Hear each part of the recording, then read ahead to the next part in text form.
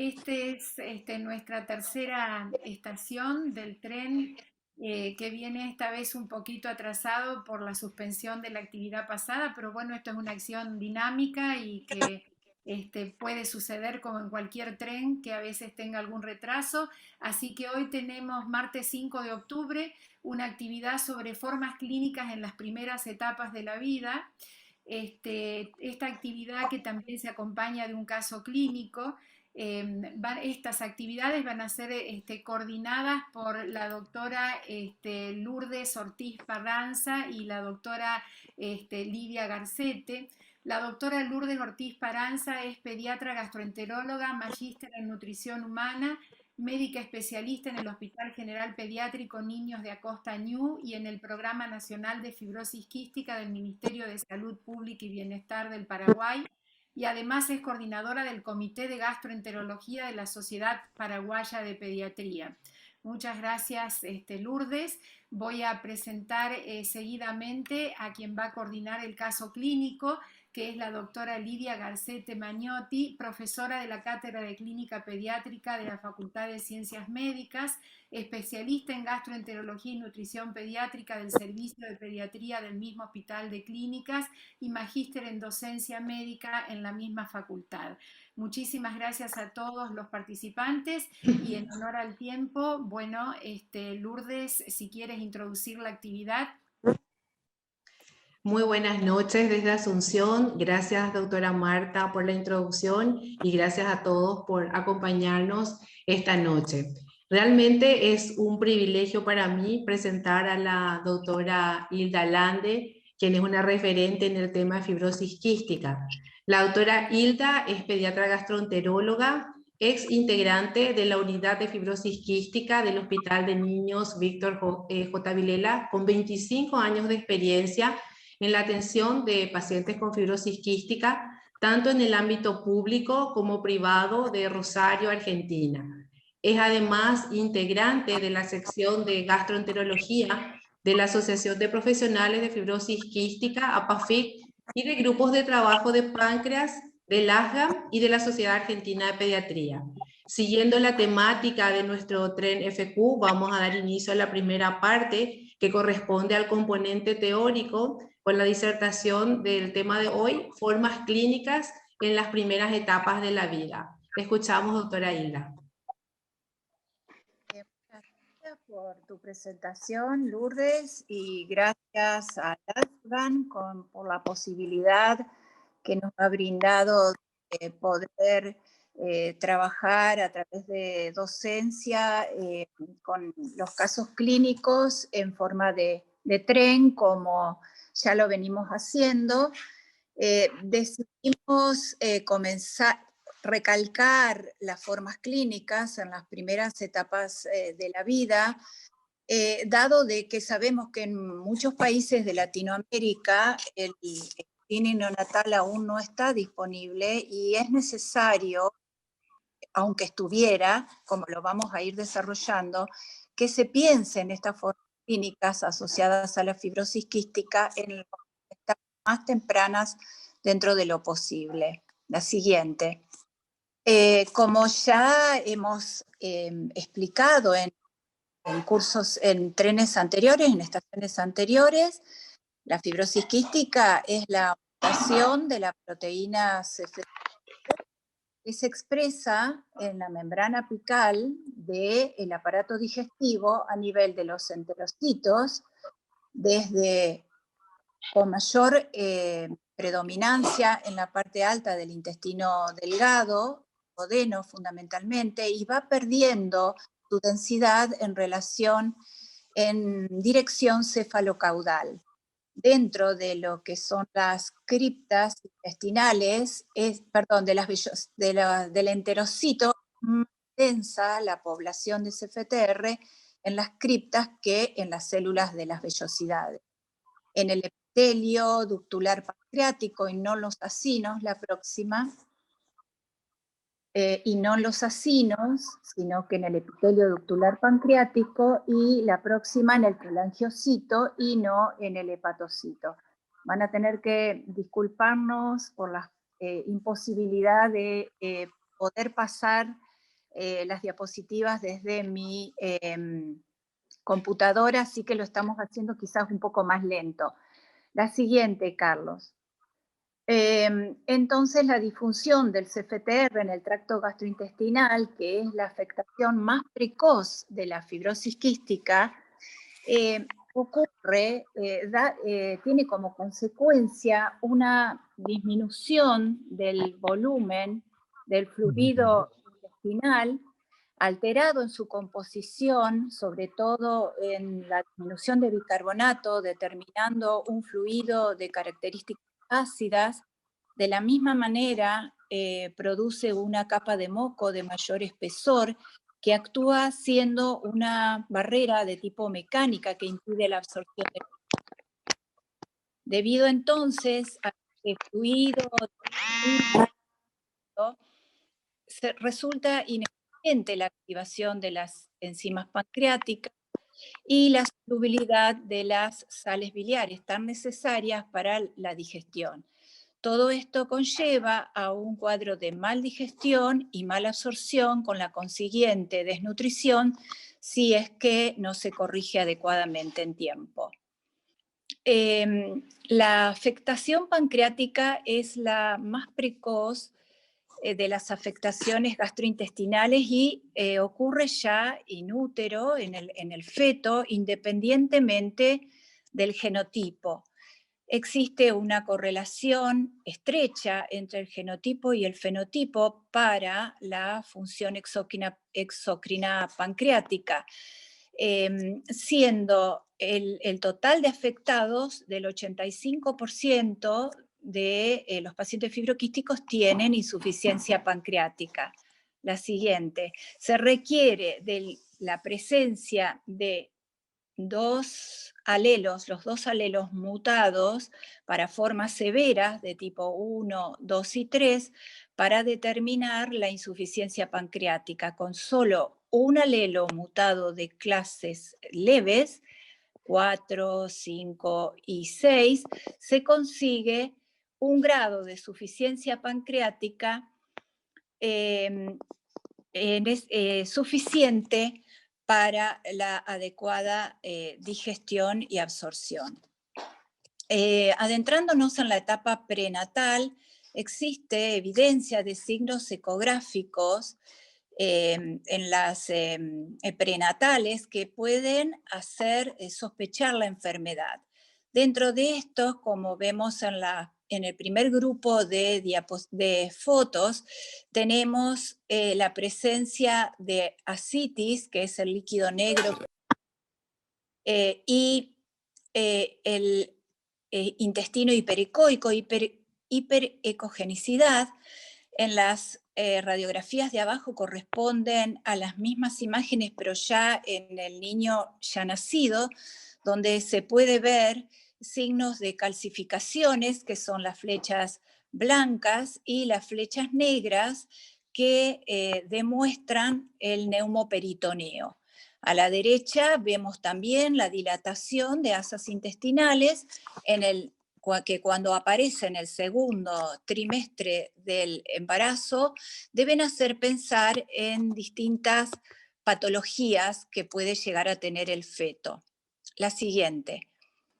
Otros signos que también se pueden ver en las ecografías fetales son las que luego correspondieron, como en este artículo, al vólvulo intestinal. ¿Sí? Se ve muy bien una imagen de serpiente que se ve en la derecha, que corresponden, como aparece en esta publicación, a 4 casos de vólvulo que ocurre en forma prenatal y que luego se diagnosticó fibrosis quística.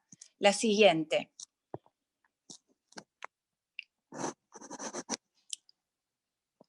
Existen en este trabajo, quería compartir con ustedes, es un grupo de embarazos, de ecografías fetales de 289 embarazadas, publicado en esta revista, y el estudio hecho en el oeste de Francia, en Brittany, donde siguieron durante 15 años los embarazos y luego los nacimientos de estas, cuando encontraron estos hallazgos de dilatación de asas intestinales.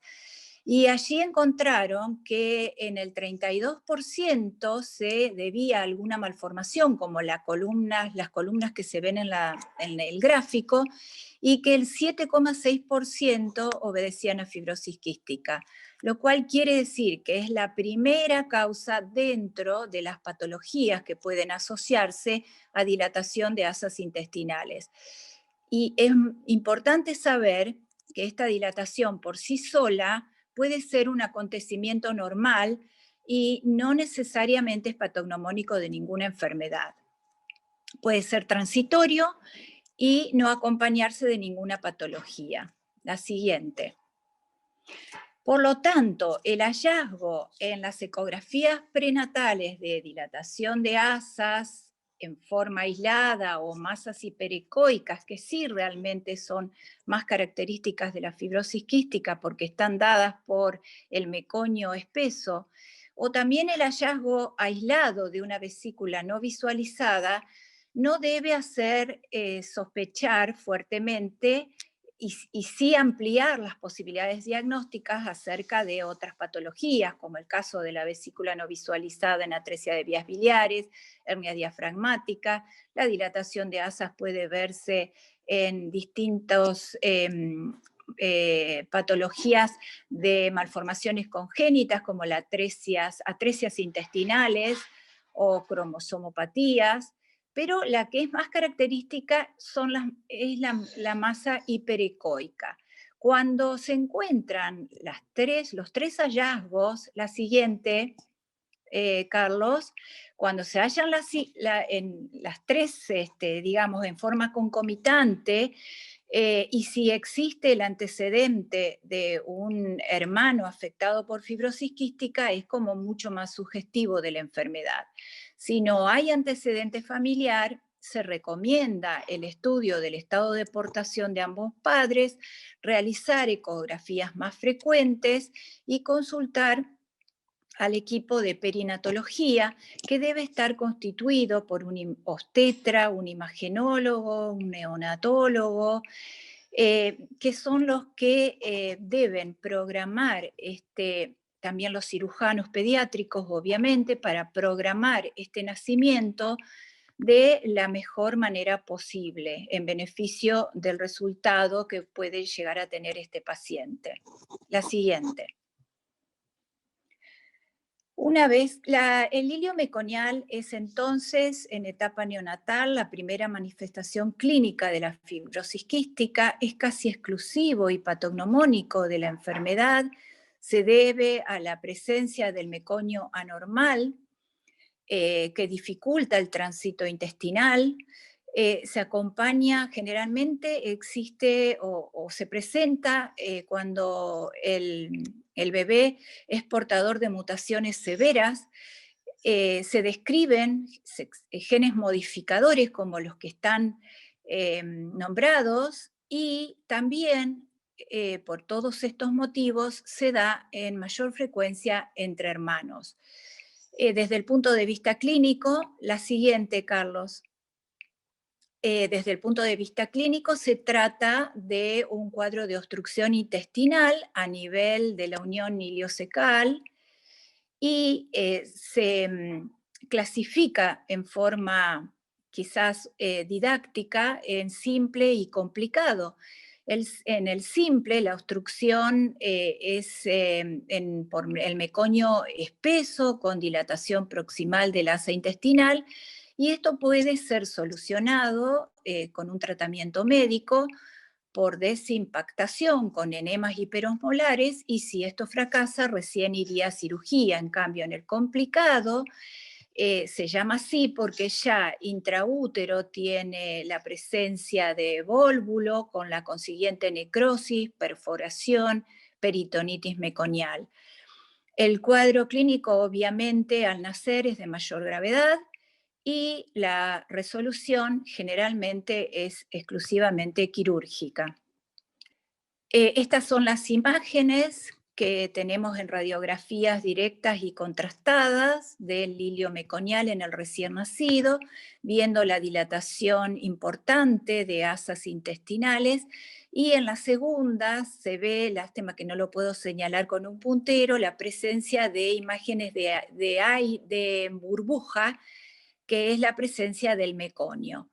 El colon por enema va a demostrar en estos casos un microcolon, como corresponde a un colon desfuncionalizado, que nunca, mejor dicho, que nunca funcionó.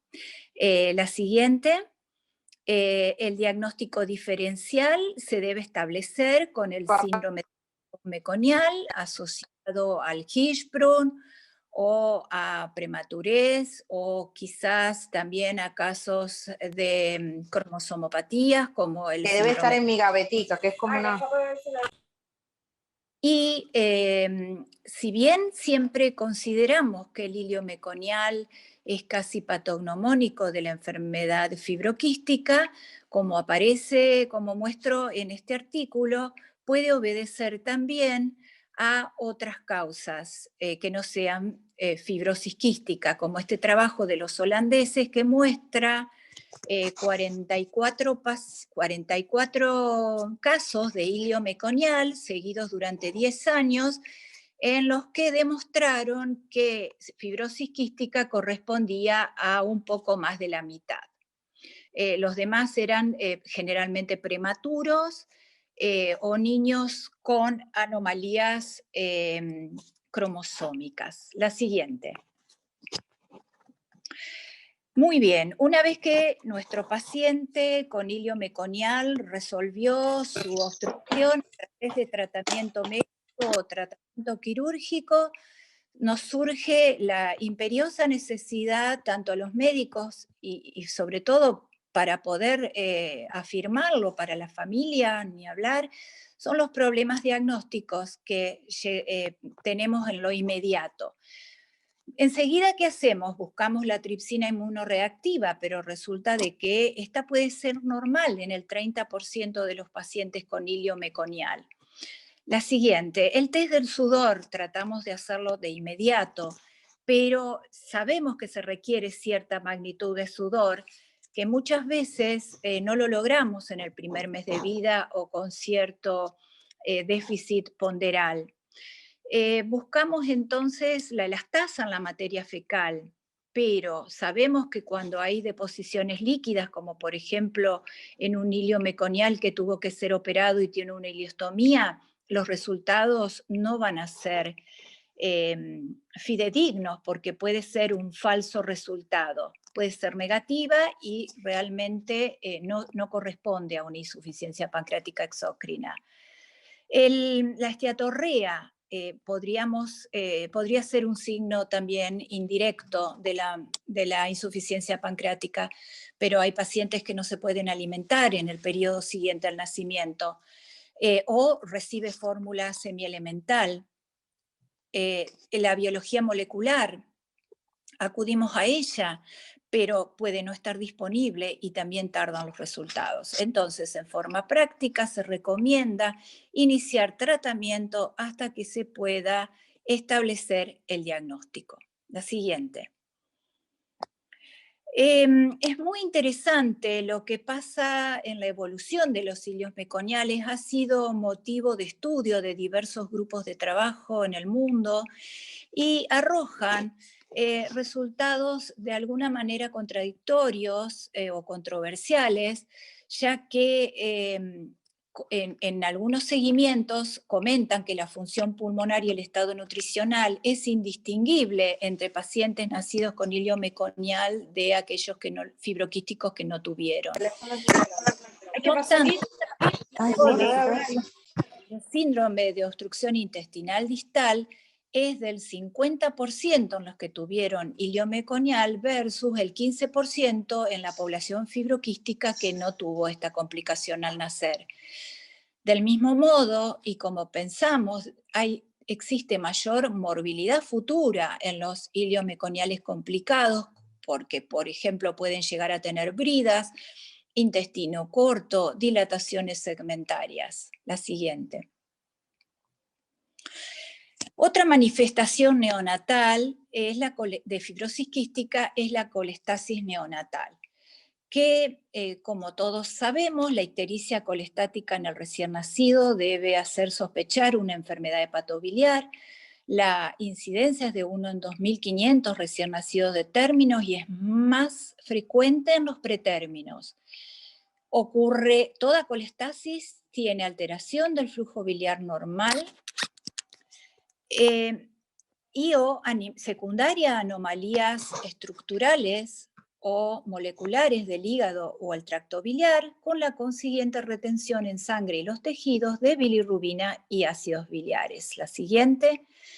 Este es el cuadro donde vemos las diversas causas de colestasis neonatal, la siguiente, y vemos que la fibrosis quística la tenemos dentro de lo que se clasifica como genético-metabólicos. Adelante. En los lactantes queremos recalcar las presentaciones clínicas típicas. Dentro de ellas tenemos los trastornos metabólicos como la alcalosis metabólica, hiposódica, hipoclorémica e hipopotasémica.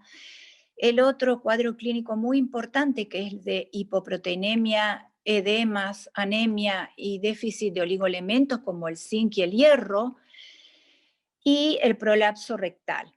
En todos estos cuadros, independientemente del tamizaje neonatal, debemos pensar y descartar la fibrosis quística, porque hemos tenido la experiencia de screening normales, pacientes con trastornos metabólicos, y que se diagnosticaron por sospecha clínica la fibrosis quística con test del sudor alterado. Es decir, no hay que confiarse, saber que siempre tenemos tripsinas inmunoreactivas, falsos positivos y falsos negativos. La siguiente.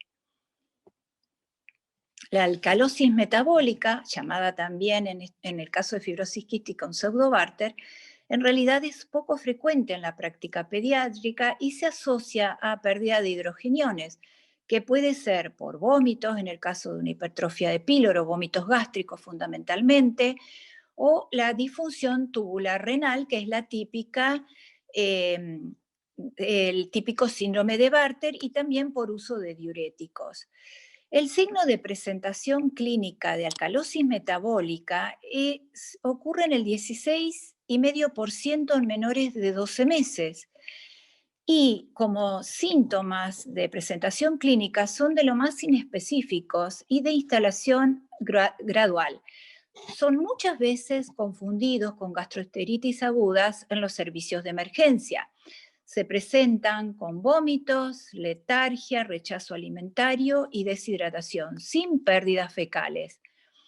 Es muy importante el especial cuidado que se debe mantener en los pacientes fibroquísticos para evitar la alcalosis metabólica en cuanto al medio ambiente, que debería tener las condiciones para evitar las altas temperaturas, y entrenar a los padres para la adecuada suplementación hidroelectrolítica, monitoreando el balance de sodio a través del índice de sodio-creatinina en la orina en forma periódica. La siguiente. Los cuadros de anemia, hipoalbuminemia y edemas son otra manifestación que tiene que ver con la insuficiencia pancreática exócrina. Va ligada a la malabsorción y a la maldigestión típica de la enfermedad. Ocurre que algunas veces con alguna tripsina dudosa y sin signos respiratorios acompañantes, no se la tiene en cuenta. Lo digo por experiencia a lo largo de estos años. Por lo tanto, como en este artículo se publica, las manifestaciones dermatológicas como la acrodermatitis enteropática símil, que es por déficit de zinc, y en esta publicación a la derecha que estoy señalando de un journal de dermatología, que presenta la dermatitis como forma de presentación de una fibrosis quística. En cuanto al prolapso rectal, sabemos que es la protrusión de la mucosa rectal a través del margen anal y que varias afecciones la presentan, entre ellas la fibrosis quística motivada, digamos, cuya causa es la diarrea crónica y la desnutrición.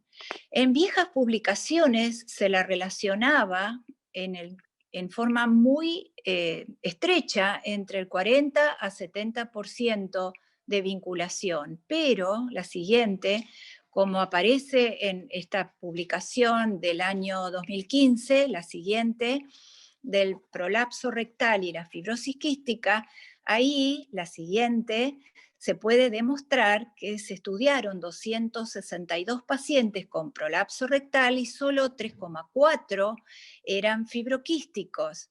El resto, la gran mayoría, obedecía a constipación y secundariamente a diarrea. Y de 120 pacientes con fibrosis quística, solo 3,5% presentaban prolapso rectal. La siguiente.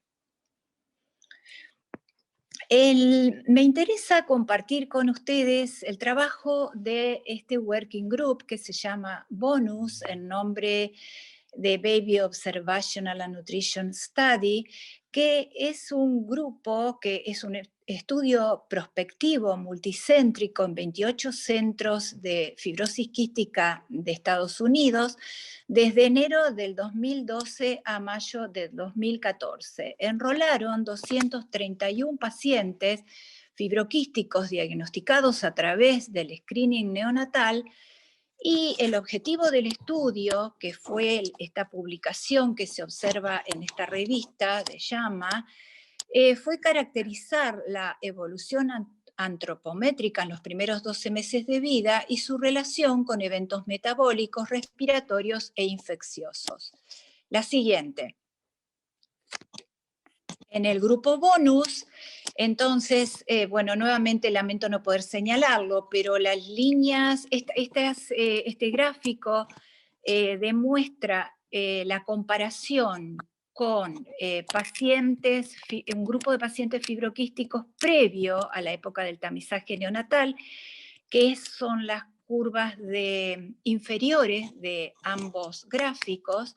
La superior corresponde a pacientes de este grupo bonus, donde se observa que la relación de peso para edad es aceptable a la edad de 1 año, cosa que y figura muy arriba de lo que era previo, los estudios previos a la época del tamizaje.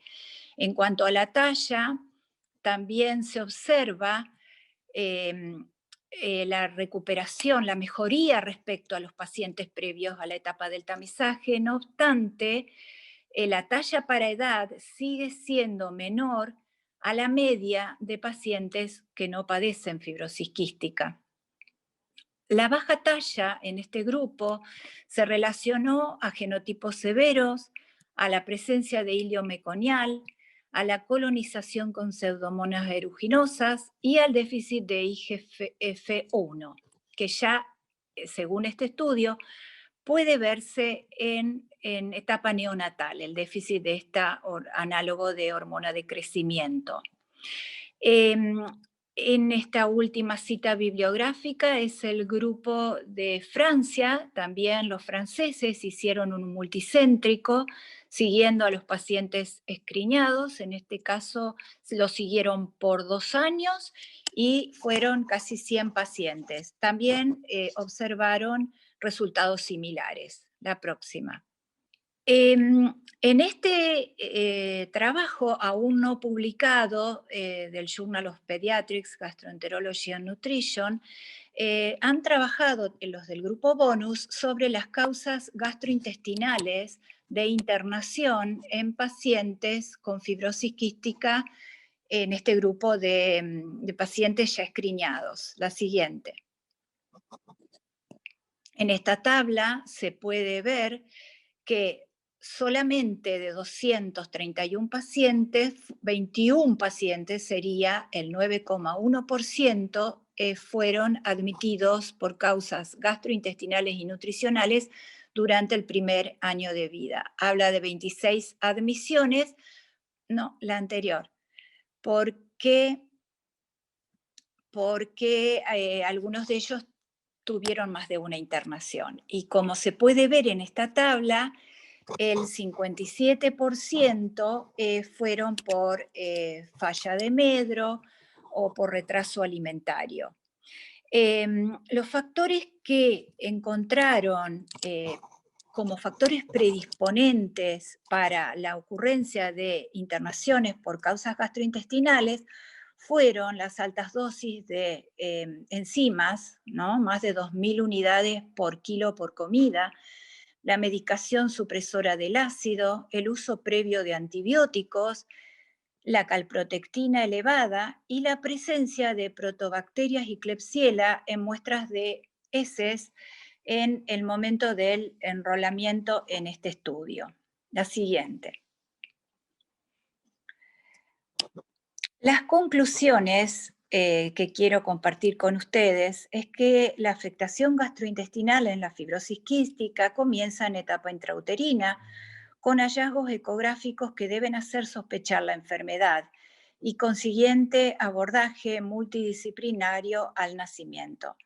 Existe una estrecha correlación genotipo-fenotipo para el estado de suficiencia o insuficiencia pancreática, la alcalosis metabólica con déficit electrolítico, prolapso rectal y síndrome de anemia, edema e hipoalbuminemia deben dirigir la búsqueda de la enfermedad, aunque el screening neonatal sea normal. La siguiente. Como reflexiones y metas para este grupo de trabajo de Latinoamérica, quería comentar que sabemos de la importancia de los primeros 1000 días en la salud futura de todo niño, siendo de mayor trascendencia cuando este niño padece de fibrosis quística. Todo lo que hagamos para mejorar la salud de nuestros pacientes fibroquísticos en etapas tempranas de la vida devendrá en mejores resultados, tanto en aspectos nutricionales como respiratorio y digestivo. Es muy importante en nuestro medio de trabajo estimular a los obstetras, neonatólogos, imagenólogos y cirujanos a estar atentos a las manifestaciones fetales, conformar equipos multidisciplinarios para el óptimo abordaje al nacimiento, con las menores consecuencias posibles.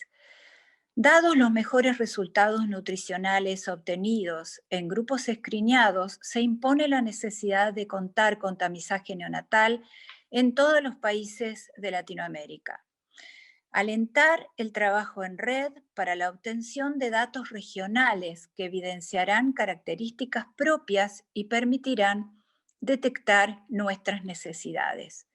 Muchas gracias y pido muchas disculpas por las dificultades con la transmisión, con la conexión. Muchísimas gracias, doctora Hilda, por tan brillante presentación, realmente completa, yo creo que clarísima, y solo resaltar diciendo que las manifestaciones gastrointestinales, pancreáticas y hepáticas son las manifestaciones iniciales más frecuentes, o las primeras, mejor dicho, ¿verdad?, que van apareciendo incluso antes de que las manifestaciones pulmonares se hagan evidentes. Entonces, eso es sumamente importante que los pediatras generales puedan conocer estos aspectos porque son, utilizando el término tan común actualmente de la primera línea, ¿verdad? Porque sobre todo esto sería muy... Entonces ahora, siguiendo también la dinámica de nuestro tren, vamos a pasar a las preguntas en relación al tema desarrollado para aclarar si existieran algunas dudas o algún tema que haya quedado pendiente. No sé, Carlos, si pasamos las preguntas. La primera pregunta dice: la presentación del hilio meconial en fibrosis quística se asocia a manifestaciones tempranas de insuficiencia pancreática exócrina, presencia de 2 mutaciones de clases funcionales severas, meconio de características normales, y la última opción, todas las anteriores. Bien, damos unos segunditos. Somos 54. Van 12 votando. 20. Esperemos que llegue por lo menos a 40 o algo así.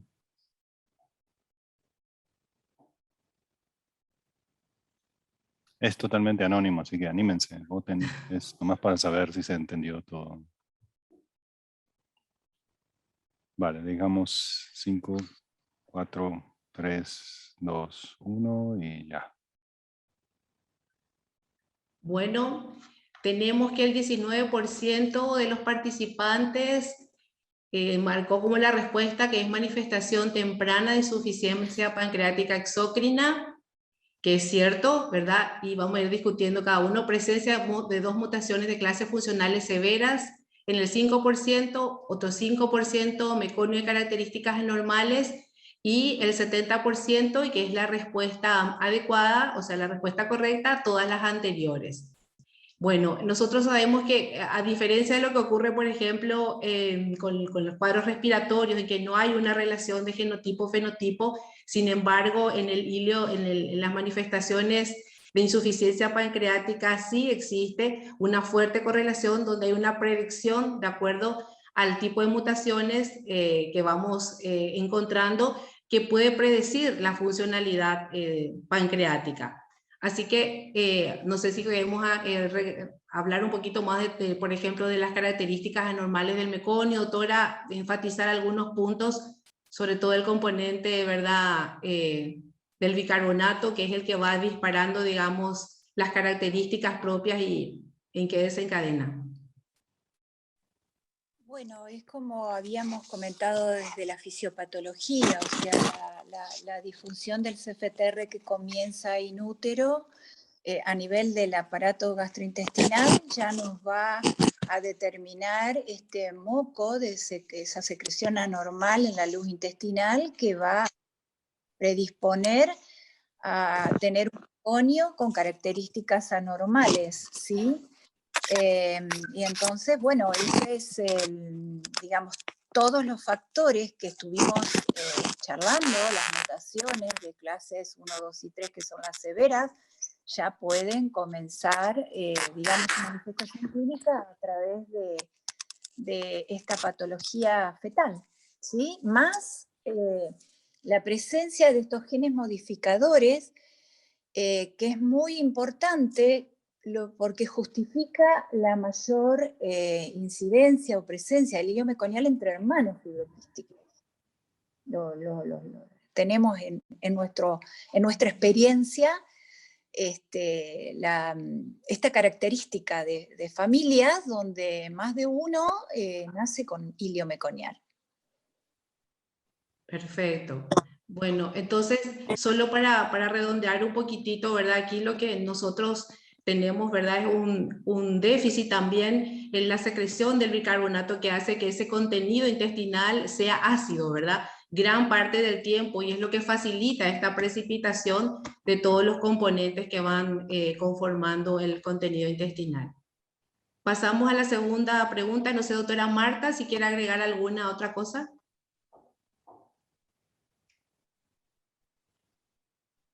Está en silencio, doctora. Sí. Muchas gracias, Lourdes, pero prefiero que avancemos por el tiempo. Perfecto. Hoy nos corre un poquito el tiempo. Dale, vamos a ir un poquito más rápido entonces. Perfecto. La segunda pregunta, entre los signos ecográficos prenatales sugestivos de la enfermedad se encuentran polidramnios, retraso en el crecimiento intrauterino, masas hiperecoicas y dilatación de asas intestinales y aumento del diámetro abdominal. Vale, van, un tiempito para la votación. Sí, van 20. 27. Ya pasamos al 50%.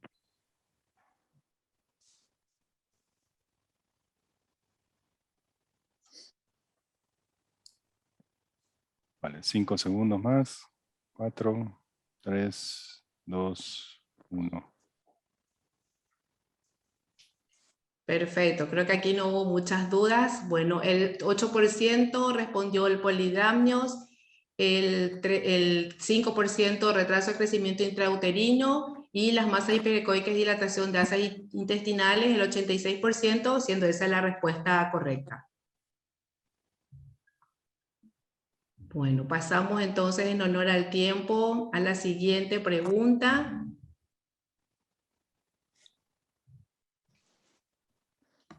Carlos, ¿me pasás?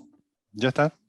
Ah, perdón, no estaba viendo, perdón. La alcalosis metabólica con déficit de electrolitos se debe atribuir a mala absorción y mal digestión, a la inadecuada dosis de vitaminas liposolubles, a la pérdida de sodio y agua por sudor y al insuficiente aporte calórico.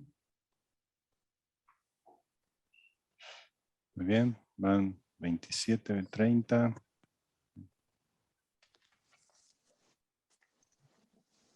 Ahí va. Ok. Dejamos 5, 4, 3, 2, 1. Bueno, perfecto. El 80% respondió pérdida de sodio y agua por sudor, que es la respuesta correcta, y un 20% de mala absorción y mal digestión. ¿Hacemos algún comentario, doctora? Sí, me quedo contenta porque fui clara para explicarlo. O sea, cuando las preguntas están acertadas en semejante porcentaje es porque se explicó bien. Así que me siento satisfecha. Perfecto. Muchísimas gracias. Creo que actualizamos los conceptos con una exposición sumamente amplia y completa. Entonces vamos a dar paso a la segunda parte, que es la presentación del caso clínico, y doy la palabra a la doctora Lidia Garcete.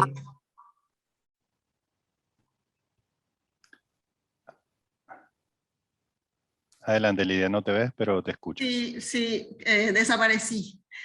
Bueno, igual es para mí un privilegio compartir con ustedes esta tercera jornada del tren de casos clínicos de fibrosis quística.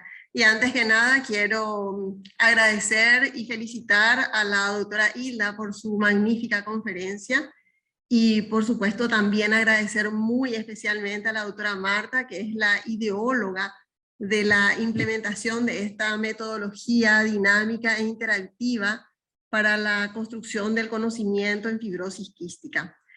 Pasaremos ahora entonces a la segunda parte de esta jornada con la discusión de un caso clínico cuya presentación estará a cargo de la doctora Patricia Valdivieso.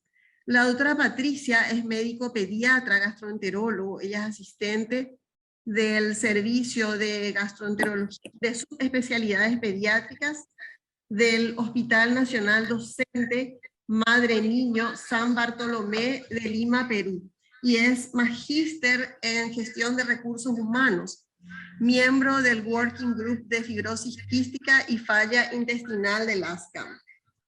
Creo que me conecté también con mi celular, así que voy a dar un segundo. Sí. Los objetivos de esta presentación de casos clínicos es la de fortalecer el conocimiento en fibrosis quística y por otro lado, visibilizar la diversidad de los sistemas de atención a la salud con miras a desarrollar estrategias regionales a futuro. Con la presentación de la doctora Hilda comprendemos que cada caso clínico nos confronta a varias situaciones simultáneamente. Por una parte, tenemos que dar respuesta al problema de salud del niño, con un diagnóstico y un abordaje adecuado, y por otra parte, tenemos el problema de la familia, a la que debemos contener y acompañar. Sin embargo, la calidad de la respuesta depende no solo del conocimiento del médico y del equipo de salud, sino que es en gran medida el resultado de la estructura del sistema de salud. Estemos entonces atentos a la presentación de la doctora Patricia, que muy generosamente y con mucho cariño la ha preparado para aprender todos juntos. Te escuchamos, Patricia. Gracias, Lidia, por la presentación. Buenas tardes con todos. Saludos desde Lima, Perú. Y bueno, para terminar redondeando la hermosa charla que nos han brindado el día de hoy, vamos a compartir un caso clínico que tuvimos hace algunos años en el Hospital Materno Infantil donde laboro, ¿no? Este es un pequeño que nos ha acompañado algunos años hasta el momento, hasta la actualidad.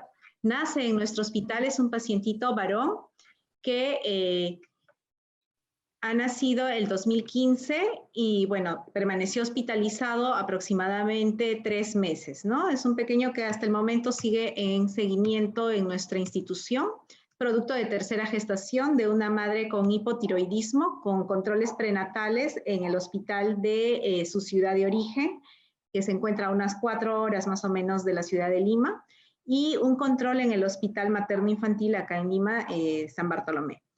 No tuvo ninguna intercurrencia durante la gestación, se hizo 3 ecografías en el embarazo y en la última ecografía, en la ecografía del tercer trimestre, se encontró polidrapnios.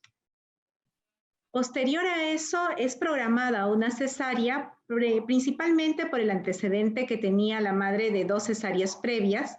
No había ningún hallazgo prenatal ecográfico ni en los controles que sugirieran hacer la cesárea por otro motivo. En realidad no había otra causa para la cesárea en este bebé.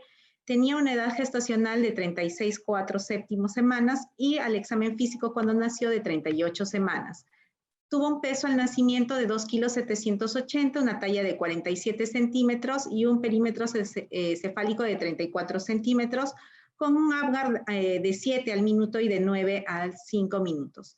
En aquel entonces no contábamos con el programa de tamizaje neonatal nacional para fibrosis quística, solamente se estaba realizando tamizaje para hipotiroidismo y, bueno, no se llegó a tamizar a este paciente.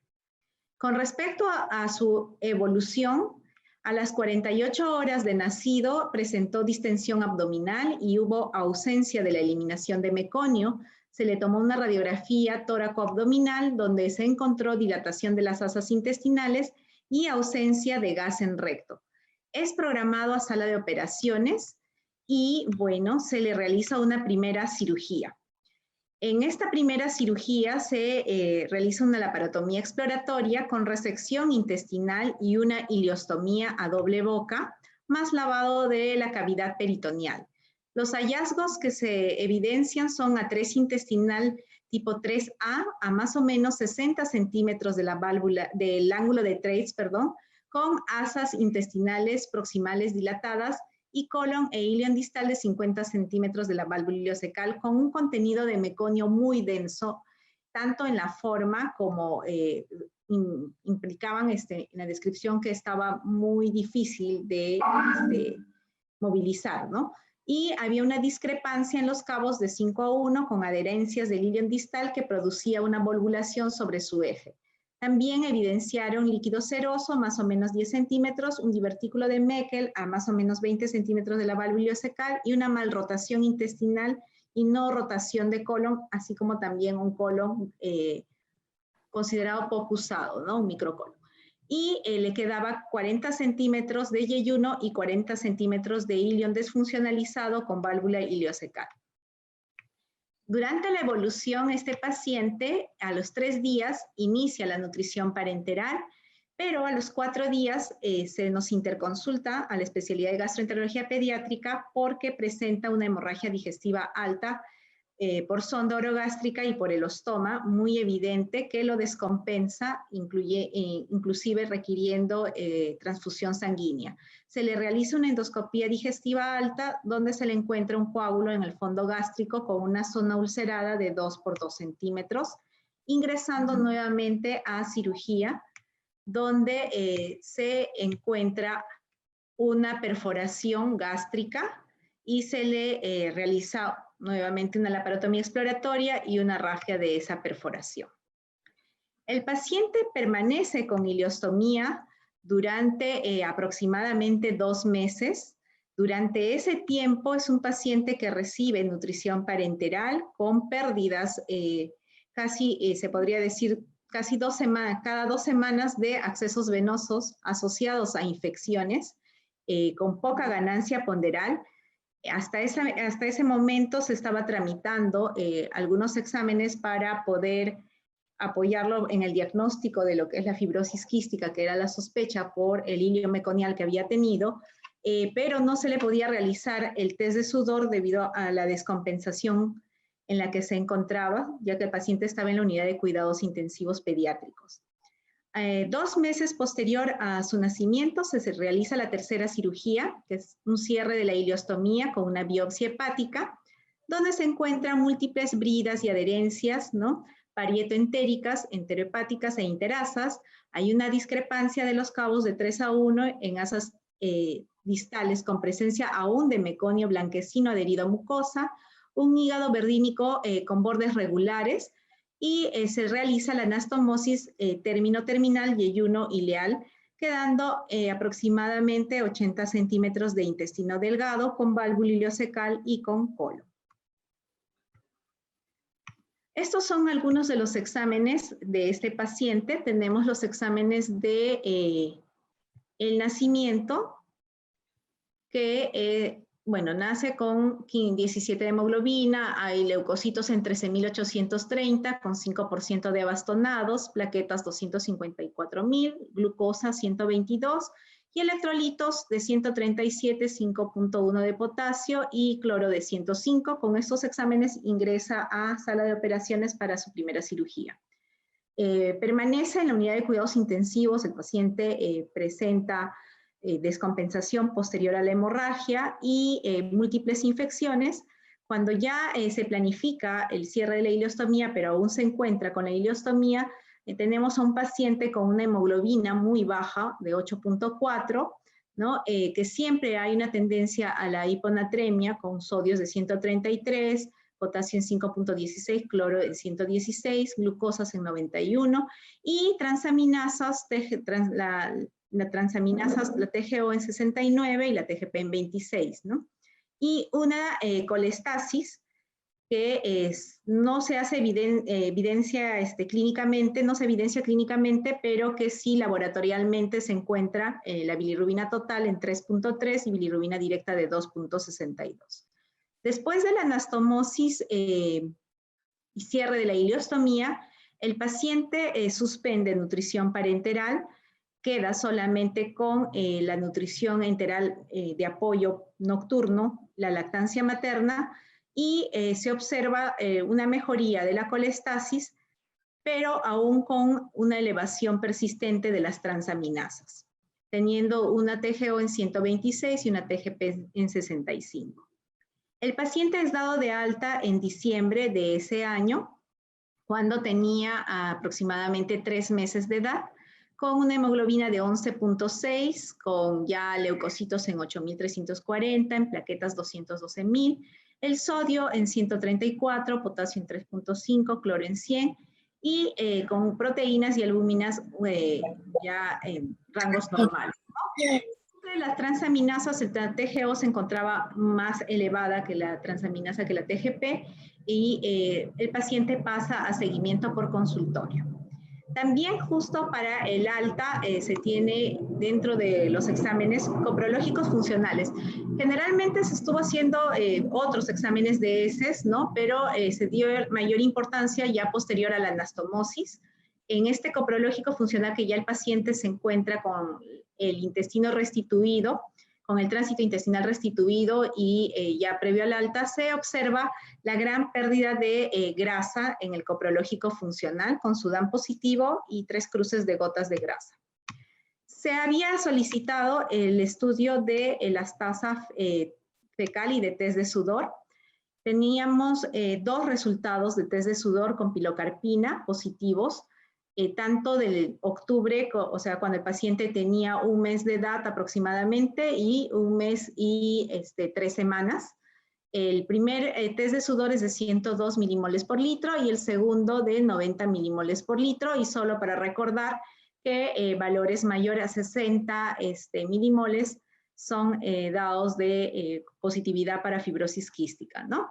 Y la elastasa fecal en este paciente fue muy baja, fue de -10, ya cuando tenía el tránsito intestinal restituido en el mes de diciembre, ¿no? Que ya estaba para el alta, que indicaba una insuficiencia pancreática exocrina severa. Dentro de la evolución de este paciente, bueno, él inició con terapia de reemplazo de enzimas pancreáticas desde los 3 meses aproximadamente y, bueno, tuvo nutrición parenteral por 3 meses. Su antropometría no es muy buena, en realidad nació dentro de un percentil más o menos, bueno, un percentil bajo de 3, y se mantuvo con una ganancia ponderal estacionaria durante los primeros 6 meses, y posterior a eso, con el apoyo domiciliario de la nutrición enteral, se logró recuperar un poco mejor en los 12 meses, y también con la terapia de reemplazo enzimático, ¿no? Que se mantuvo de forma constante. Igual con la talla, es un paciente que durante los primeros 6 meses el crecimiento fue muy reducido y logrando recuperar un poco más al año. Actualmente este paciente tiene 6 años de edad, estuvo alejado un poco de las consultas por el tema de la pandemia todo el 2020, este año lo hemos vuelto a evaluar de forma presencial, y en la antropometría tenemos un paciente que tanto en peso como en talla está por debajo del percentil 3, ¿no? Se encuentra en un percentil 0 más o menos y 0.6 para lo que es el peso para la edad. Y en la valoración del índice de masa corporal es un paciente que se encuentra un poco mejor en ese punto, está en un percentil más o menos cercano al 50, es pequeño y el peso relacionado a su talla es más acorde. Sin embargo, la evolución a los 6 años de edad es bastante variable y preocupante. En cuanto a su desarrollo neurológico, está conservado, pero en el aparato respiratorio, este paciente en este tiempo ha tenido múltiples hospitalizaciones en el hospital de su ciudad de origen, los cuales no han sido reportados a nuestro hospital, son 2 ciudades distintas, y bueno, usa constantemente inhaladores y hace poco, en sus últimas evaluaciones, ha tenido un cuadro de bronquitis. En cuanto a lo que es la parte gastrointestinal, sus evaluaciones hepáticas están bastante bien. Se le ha realizado una ecografía abdominal reciente donde no muestra hepatomegalia y un hígado con una ecogenicidad conservada, y los valores de las transaminasas también se han normalizado. Lo que sí viene presentando este paciente al momento actual es cuadros de estreñimiento, repetición. Se le ha agregado laxantes y está con inhibidor de bomba de protones también de forma constante y terapia enzimática. Con respecto a la parte nutricional, tiene una desnutrición crónica compensada, recibe, aparte de la dieta habitual, aporte con fórmula polimérica pediátrica 3 veces al día, que es un apoyo que se le da en el hospital. Y la parte endocrinológica, en sus controles de este año se ha encontrado una hiperglicemia en ayunas, las cuales se ha pedido una evaluación para ampliar un poco más el estudio. Se le ha hecho un estudio de hormonas tiroideas, los cuales están normales. Y con respecto a los planes que estamos teniendo con este paciente, bueno, con lo que respecta a gastroenterología es el apoyo a través de multivitamínicos, de las enzimas pancreáticas, de los inhibidores de bomba de protones, el manejo de su estreñimiento, y con respecto a neumología ha sido referido al Instituto Nacional de Salud del Niño para inicio de alfa-dornasa, la cual ya inició. Con respecto a la parte endocrinológica, está pendiente de hacer su test de tolerancia a la glucosa y se le ha realizado el estudio genético y estamos en espera de los resultados. Esa es la parte... Gracias, doctora, por tu presentación de un caso tan complejo, tan emblemático y que creo que reúne casi todas las patologías asociadas o las condiciones asociadas a un caso que, como es el hilo meconial, ¿verdad? Creo que es un paciente muy desafiante. Si te parece, pasaremos primero a las preguntas que preparaste y posteriormente daremos la oportunidad, tenemos muy poco tiempo, debido a que nos demoramos un poquito al inicio, nos restan 15 minutos, creo que. Entonces, daríamos prioridad al cuestionario y después damos el tiempo restante a las preguntas de los participantes que están en la reunión también. Voy entonces a leer esta primera pregunta. En este caso clínico, la sospecha de fibrosis quística principalmente fue por A, atresia intestinal, B, antecedente de polidramnios, C, hilio meconial, D, perforación gástrica.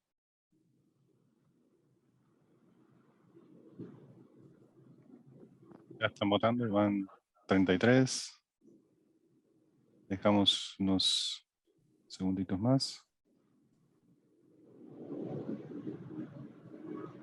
5, 4, 3, 2, 1. Ya.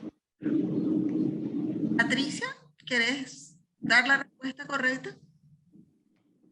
Claro, gracias.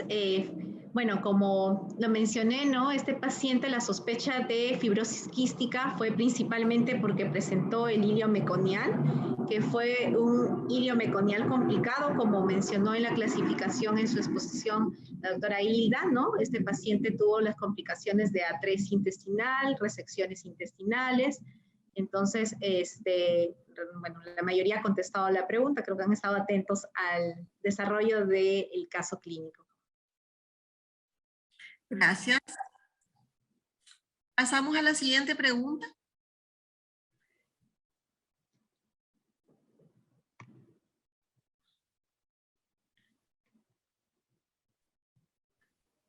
Listo, Lidia. No me aparece la pregunta 2. Respecto de hilio meconial, ¿se escucha? Sí. Sí. Marque lo correcto. Hasta el 95% de los casos se asocian con FQ, menos de 5% de los casos se asocian con FQ, entre 10 a 27% de los pacientes con FQ presentan hilio meconial. A y C son correctas. Muy bien, van 20. 30.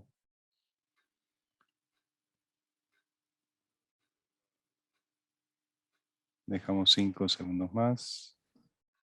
4, 3, 2, 1. Ahí se correctas. ¿Ya está? Sí. Si Patricia la tiene en su pantalla, si Patricia la tiene en su pantalla, porque yo no la tengo, si ella comenta un poquito entonces. A mí no me aparecen Sí, las yo diapositivas. sí lo puedo ver. Bueno, también igual pienso que todos han estado atentos en el desarrollo de nuestro caso clínico y bueno, como hemos visto en la exposición también, ¿no? El hilio meconial es una de las manifestaciones, se podría decir, más tempranas de la fibrosis quística y está muy relacionada y hay que sospechar generalmente cuando tenemos hilio meconial de una fibrosis quística y sin embargo, a pesar de que es muy frecuente que un hilio meconial se relacione con la fibrosis quística, entre 10 a 27% de los pacientes con fibrosis quística pueden presentar hilio meconial, ¿no? Entonces, A y C son correctos. Gracias, Patricia. Vamos a pasar a la última pregunta. ¿Ya? Esta sí me aparece. En el caso presentado, el hilio meconial estuvo asociado a malrotación intestinal, B, atresia intestinal, C, vólvulo intestinal, D, todas las anteriores. Tienen que hacer uso de su memoria acá. Así que vamos a ver cuán atentos estuvimos. Muy bien, van 20. 30.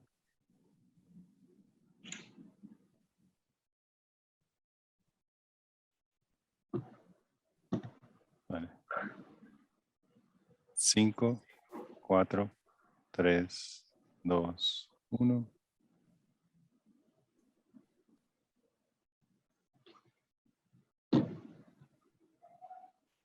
¿Lo ves, Lidia?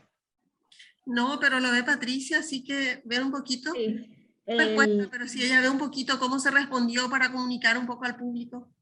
El 51% de los participantes contestaron todas las anteriores y es cierto, en este caso el paciente, si bien es cierto, bueno, ingresó a sala por un cuadro de obstrucción que se encontró un hilio meconial. También se le encontró como hallazgo una 3 intestinal tipo 3A, también se le encontró una malrotación intestinal y un vólvulo intestinal, ¿no? Tuvo las 3 cosas el paciente. Y bueno, la respuesta que han dado la mayoría, se ve que han estado atentos al caso y es correcta. Gracias, Patricia. No veo ninguna pregunta en el chat, pero esperando un poquito, quisiera hacerte una pregunta, Patricia, con relación a este caso que estuviste manejando. ¿Qué pensás que pudiera haberse hecho diferente o qué pudiera haberse hecho como para que la evolución fuera más favorable para el paciente? Sabemos que es un paciente complejo, es un paciente que realmente se ganó la lotería porque se ligó un montón de, como lo mencionaste en la última pregunta, tenía todas, o sea, malformaciones asociadas, además del hilo meconial, ¿verdad? Y además después probablemente tuvo un síndrome de intestino corto moderado. Creo que también había que reflexionar si parte de esa esteatorrea que seguía persistiendo a pesar de las enzimas pancreáticas no pudiera estar asociado a un problema de mucosa intestinal, de calidad del intestino residual, ¿verdad? Entonces un poquito, Sí. ahí hay una pregunta que también podemos asociarla a esta. Preguntan si se investigó en este paciente la posibilidad de patologías asociadas al gluten, ya que seguía la esteatorrea a pesar del tratamiento con enzimas pancreáticas.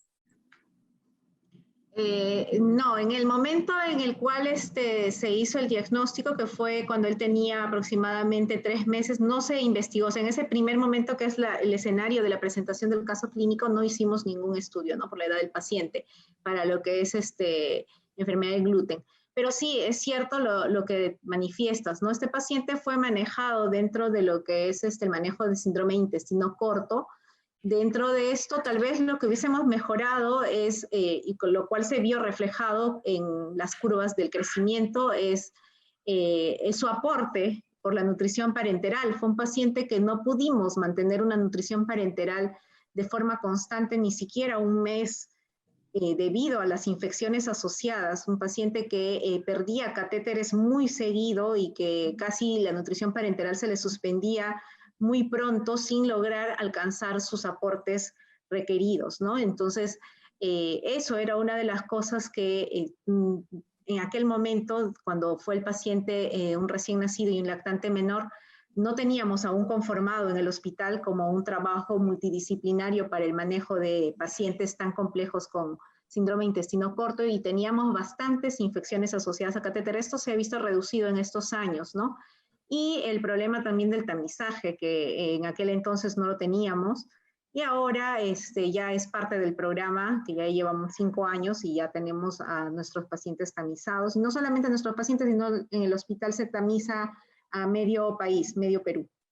Entonces eso nos ayuda bastante a identificar justamente de forma precoz los casos sospechosos y dar un manejo ya multidisciplinario en conjunto con las otras especialidades a estos pequeños, ¿no? Este pequeño justo llegó en el año en el que todavía no teníamos muchas de estas cosas conformadas, y parte de lo que hemos visto en su evolución es justamente eso, ¿no?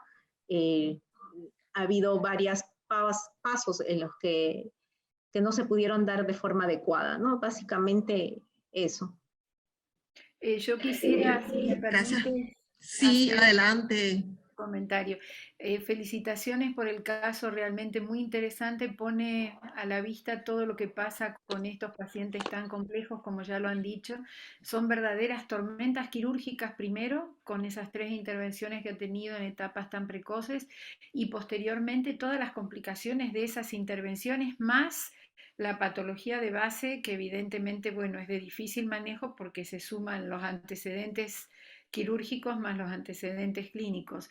Quería hacer un solo comentario respecto del peso y la talla de este paciente, que si uno toma los datos finales que arrojan a los 6 años de vida, bueno, uno dice, es un fracaso médico tener un chico con todos los percentilos por debajo de 3. Sin embargo, no es así, al contrario, yo creo que aquí ha habido intervenciones muy positivas que demuestran que el paciente ha logrado llegar a un índice de masa corporal adecuado, diría yo, pero a expensas de una talla baja. Ya sabemos que la talla es el resultado de todas estas situaciones adversas a lo largo de la vida de un niño.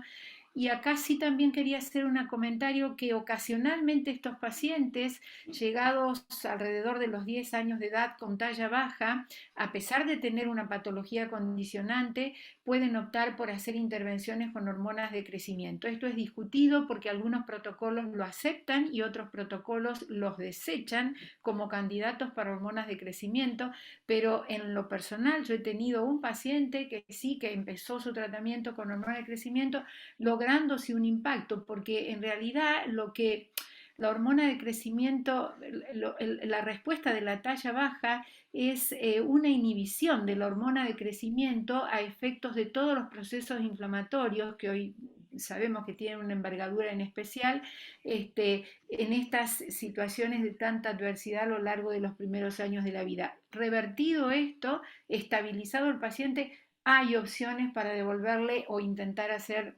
la alternativa de devolver una talla más adecuada.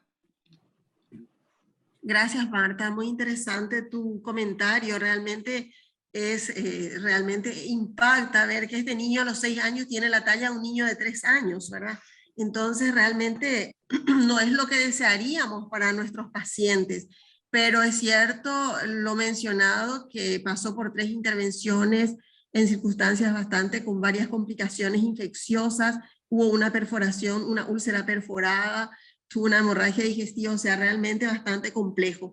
Ahora sería interesante ver cómo está en este momento la adecuación, porque hasta lo último que vimos no había una muy buena adecuación, es decir, por lo menos había una esteatorrea que persistía en el tiempo, y yo no sé cómo está esa parte actualmente, ¿verdad? Si ya el esteatocrito o se está pudiendo adecuar, o bien buscar otras opciones, como se planteó en el chat, de descartar otras patologías asociadas.